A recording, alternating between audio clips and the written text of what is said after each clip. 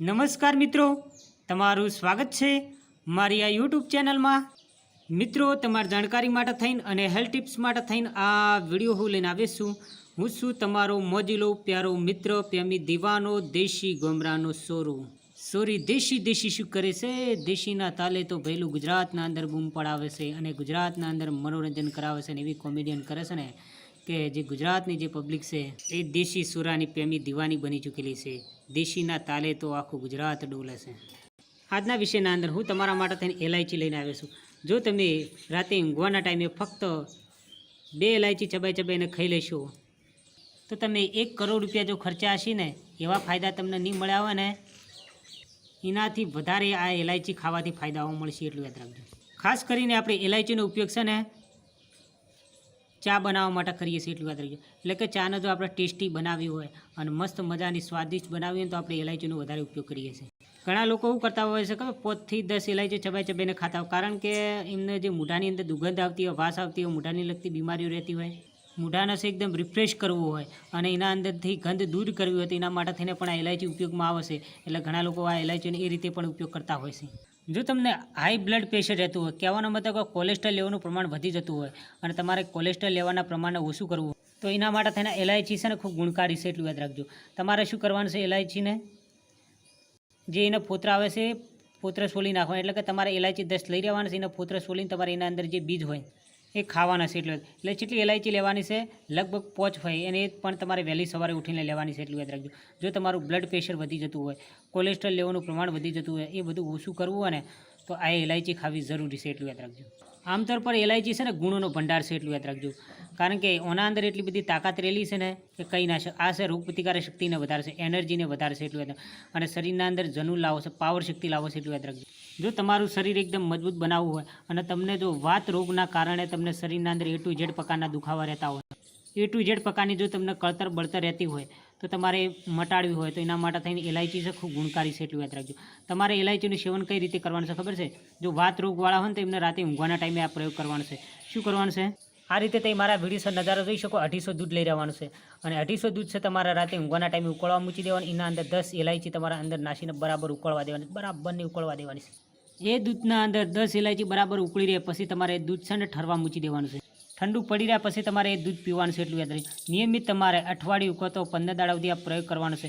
જે તમને વાત રોગના કારણે તમને જે શરીરના અંદર A to Z પ્રકારના દુખાવા થતા હશે એ દુખાવા છે ને મટી જશે, એટલું યાદ રાખજો। કારણ કે દુખાવા મટાડવા હોય અને શરીરના અંદર તાકાત લાવી હોય, એનર્જી લાવી હોય, રોગ પ્રતિકારક શક્તિ વધારવી હોય, શારીરિક નબળાઈ દૂર કરવી હોય, પ્લસ તમારા શરીરના અંદર જુનૂન લાવવો હોય અને તમારા જો વાયગ્રા ના ગળવી હોય અને તમારા શરીરના અંદર જો ગરમી વધારવી હોય તો એલાયચી છે ખૂબ ગુણકારી છે, એટલું યાદ રાખજો। ફક્ત તમે જો આ દૂધવાળો પ્રયોગ કરશો તો પછી મોજ કરશો, એટલું યાદ રાખજો।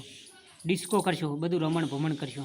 જો તમારે પેટ એકદમ સાફ કરવું હોય, રિફ્રેશ કરવું હોય અને તમને જો કબજિયાત રહેતો, ગેસ અપચો, એસિડિટી જેવી સમસ્યા રહેતી હોય અને તમારું પાચનતંત્ર જો કમજોર થઈ ચૂકેલું, તમારું જો લીવર કમજોર થઈ ચૂકેલું હોય તો તમારે શું કરવાનું છે ખબર છે? વહેલી સવારે ઉઠીને તમારે 5 એલાયચી ચબાઈને ખાઈ જવાની છે। એ પણ ફૂત્ર નાસી દેવાના છે, પ્લસ એનું બીજ છે ચબાઈને ખાવાનું છે, એટલું યાદ રાખજો। કારણ કે એલાયચી છે ને ગુણોનો ભંડારવાળી છે અને ઓના અંદર એટલા બધા પોષક તત્વો અને એટલા બધા વિટામિનો રહેલા છે કહી ના શકાય, એટલું કારણ કે ઓના અંદર ભરપૂર માત્રામાં તાકાત રહેલી છે।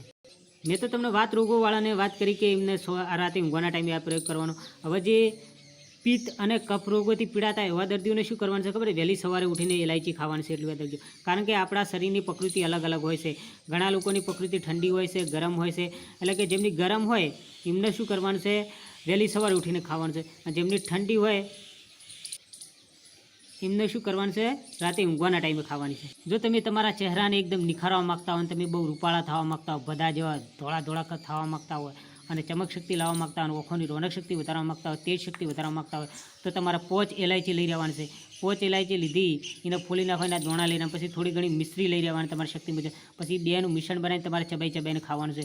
એ નિયમિત ખાશો તો ઓખોની રોનક શક્તિ વધશે અને તમારી ચહેરાની સુંદરતા પણ વધશે, એટલું યાદ રાખજો।